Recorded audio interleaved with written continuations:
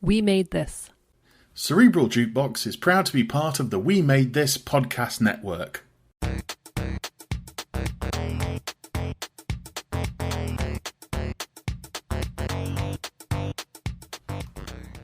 Hello there, thank you very much for downloading this episode.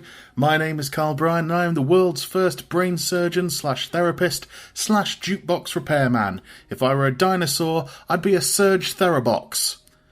This is Cerebral Jukebox, where a guest tells me about a song they found so catchy it stuck in their head on repeat. We have a bit of a chat about it, then I give them a choice to remove it from their internal memory forever, or they can keep it for prosperity. My guest today is a film director and digital artist that has created works for theatre productions, live events, museum exhibitions, music videos and more. He's very good at augmenting reality and he can knock up a virtual world easy enough once he's had his morning cuppa. It's Darius Powell. Darius, how are you? Wow, what an intro, Carl. Can you just introduce me everywhere I go? Okay. Yes, of course. Just flying around. Introduce me like that. I'm okay. I'm good. Yeah, interesting times. As we're recording, we're kind of mid-July here. Obviously, some crazy times going on, but keeping busy. Like you say, got a lot of strings to my bow. How are you yourself? I'm all right. I'm not too bad. Now we've finally gone live with the podcast when people are hearing this. So I'm sort of waiting to see what feedback I get. All it's been so far has been good, so that's been enough for me to keep going. That's it. Just listen to the good ones. Don't listen to the bad ones. Ignore them. Yeah, I'll just put next to them when I put them up online that this one's a bad one. Ignore this one. Hopefully this one will be a good one. I do believe this is a good one, and I think your choice of song is going to really reflect that. Okay. Do you want to tell me what song it is you've picked? Yeah, so I've gone for the main theme from Jurassic Park.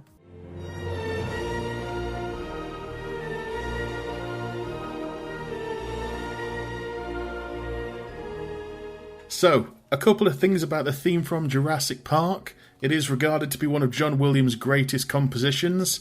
The track was an attempt, in Williams' words, to capture the awesome beauty and sublimity of the dinosaurs in nature. Not quite sure sublimity is a word, but that's the quote.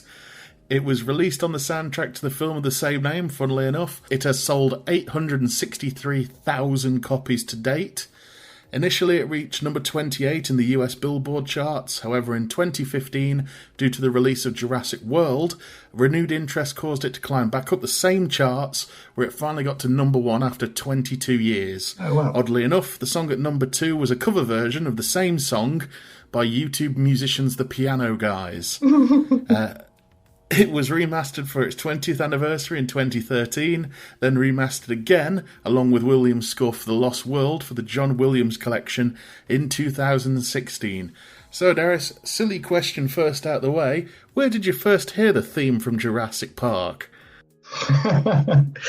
Well, funny enough, I first heard it in 1993 when I was about 11. Yeah. And I went to see the film at the local Flea Pit Cinema, the tiny little, I think, 2-screen cinema in my hometown of St. Helens. I think I'd only been going to the cinema at that point for about maybe 2-3 years. In fact, the first film I saw was another Spielberg, John Williams collaboration, being Indiana Jones and the Last Crusade. So I think that was probably about 2 or 3 years before that thing. So yeah, I just remember going and watching the film and the excitement of being in the cinema alone, at 11. And then that moment when you hear that score, you see those dinosaurs. And I don't think anyone had ever seen anything like that at the time. And that combination of those visuals, John Williams' score, it just absolutely beautiful and just stuck with me ever since. Yeah, I mean, with you saying there, you were quite young when you first saw the film and in turn heard the score, and you saw Indiana Jones just before that. Have you found that John Williams' scores have kind of gone through some of your cinema viewing? Because I found that his scores do go through a lot of my childhood in some ways. No, absolutely. I mean, Indiana Jones, through to like Superman, Star Wars. These are the films our generation grew up with. So I'm, my late 30s now. As a child of the 80s and into the 90s, the John Williams, absolutely, soundtrack to it was and still is. He's still pumping them out. I was looking into this before we started today, and this theme has been used in all 5 Jurassic films so far, even the new ones, even though John Williams isn't the composer on the Jurassic World ones. Well, I think that's a testament, isn't it, to it, a great theme.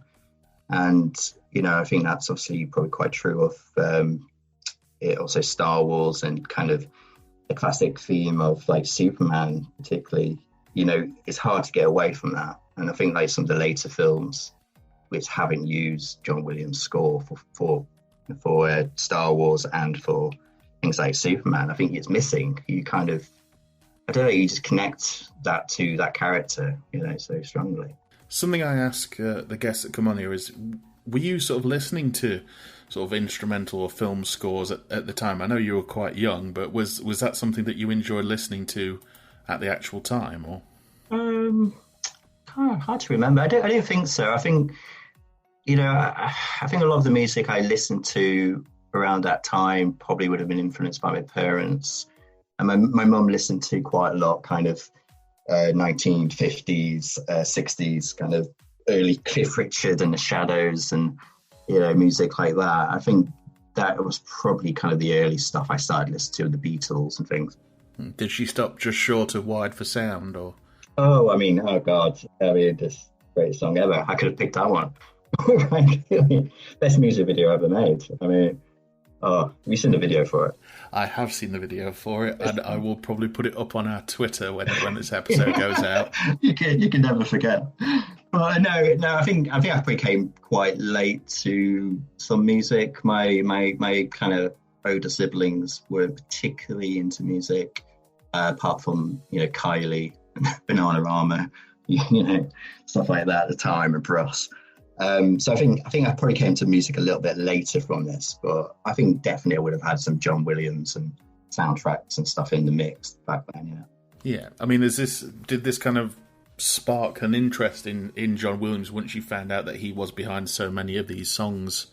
Yeah, no, I was a big movie fan. I think I'd probably say it's not necessarily the music it probably inspired. I think it probably more so inspired me at that time, I really enjoyed writing stories, and I wrote lots of crazy stories and about conquer men from Mars and bank robbers and God knows space battles, the usual stuff. And I think, watching something like this probably really inspired me in terms of the visuals, particularly, and especially in terms of the CGI, I think, and the animatronic work on it, which is absolutely phenomenal. And I think it's still holds up today. And I think that kind of probably stuck with me. And a lot of the work I, ended up doing professionally is a lot of kind of digital work and kind of animation, post-production. I think this undoubtedly had an impact on me at that age. Do you feel that songs that are tied in with movies, especially big movies, and moments like seeing the dinosaurs for the first time in Jurassic Park, do you feel that that you can say the same with music videos as well, some of the much bigger ones? Do you think they make more of an impact in terms of sticking in your brain than maybe just listening to the track itself? Or?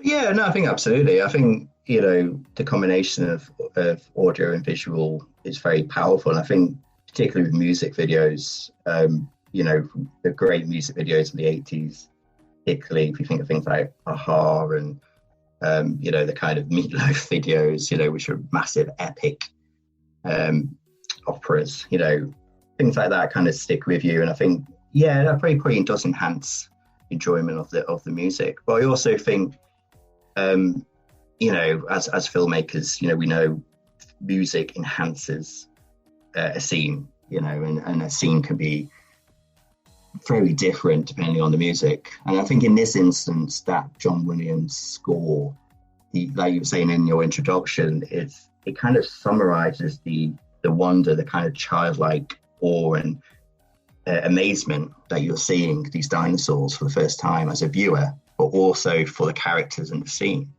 And I agree. I think it's why when you look on something like YouTube, you can find a lot of places will put clips of that scene where the music is. I know if I looked now, I could probably find a scene of just where the dinosaurs come out, because it's such a lasting memory of seeing them for the first time. Yeah, and often parodied as well. And, and that's the very, great scenes like that are kind of parodied for a reason, because they're so iconic. But I think just, I remember it. I'm picturing it now, Jeff Goldblum in the back and Laura Dern and Sam Neill, and that kind of the look on their face and the wonder. And when we first see how they're Brontosaurus, the big ones, you first see them walking through. And I think at that point, we hadn't really seen dinosaurs like that. I think everything had been very much, like rubber kind of, men in rubber suits, or, the kind of Ray Harryhausen kind of stop motion models, which were great for the time and still have their charm. But to see like living, breathing creatures, or what appeared to be, on screen that big in a cinema was just, awestruck. And having that as the first time you've seen it, you're going to remember the bit of music that went with it. Yeah, absolutely. Okay, well, as I tend to do on this show with every guest that comes on, I've only had to do this once so far. I do offer to remove the song from your Cerebral Jukebox, or you can keep it for prosperity. Darius, what would you like me to do? When you say remove it, what is the process involved in removing this? Well, I have an Android assistant that does it for me. She says the process is quite painful, but the trauma inflicted wipes it from your memory almost immediately. Say hello, Jax. Greetings and salutations. As fun as that sounds, I think I'm going to keep it. And I think the reason I'm going to keep it is it's just so joyful. It's not a annoying song to have in your head. It's one of those songs I kind of start humming in the office, when I'm kind of in a creative mode. I'm trying to think, I'm trying to go through a thought process, and I can't help but just hum a little bit of Jurassic Park to find inspiration, I'd say. So no, I definitely want to keep it. Okay, so it's another one in the keep pile. So, Darius, thank you very much for coming on. Is there anything you would like to plug or mention at all? No, I don't think so. I just, just everyone keep safe and look after each other, and support local businesses the best you can. And keep listening to Carl's podcast. Oh, thank you very much. I'll plug you, Carl. I'll plug you. Thank you. No worries. That was fun.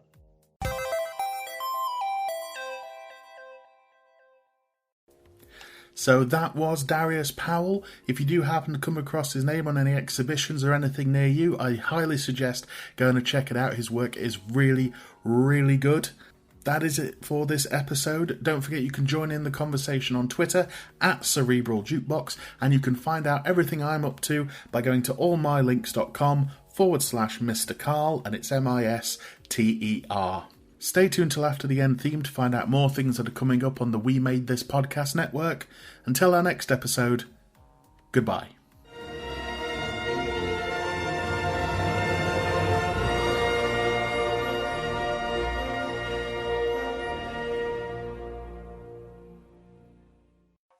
Elsewhere on We Made This. Back to the decade. Now, Inception is a movie that we talked about in the first episode when we were covering our 5 favorite films of the year. That's a film that I know that both of us love a lot. I think we maybe both had it at number 1, so that'll be exciting to talk about. Did I have it at number 1? I don't know. I think you did. Either it was like number 1 or number 2. I think we talked about it at the same time just because they were both kind of in the same mix. I feel like I said, no, it is not my number 1 because I knew it would be your number 1, so I will choose something different. So you wanted to be different? Yeah. Well, that's fine. We played this. What was the most recent game that you've played? Oh, sorry. Is that your laptop fan? Yes, I know it sounds like someone's vacuuming in the next room. I apologise. I'm able to remove it all from the edit, but it is very, very loud. I actually, doing this Zencaster thing the other day, I actually heard what it sounds like from your end for the first time, and it's horrendous. I apologise. No, it's fine. I was just checking. So, is that literal last game you played, or...? Pretty Fly, a 90s nostalgia podcast. Do you have an Arnie impersonation under your belt? Back to jumper. Gonna turn the fence on. That went more John Howard by the end. Yeah, I was gonna say, reminded me of an old Full Frontal gig where they had Pretty Fly for a PM, and they did a Johnny Howard impersonation. Well, hey, are we ruling out John Howard as John Hammond? Check out all of these shows and more on the We Made This podcast network.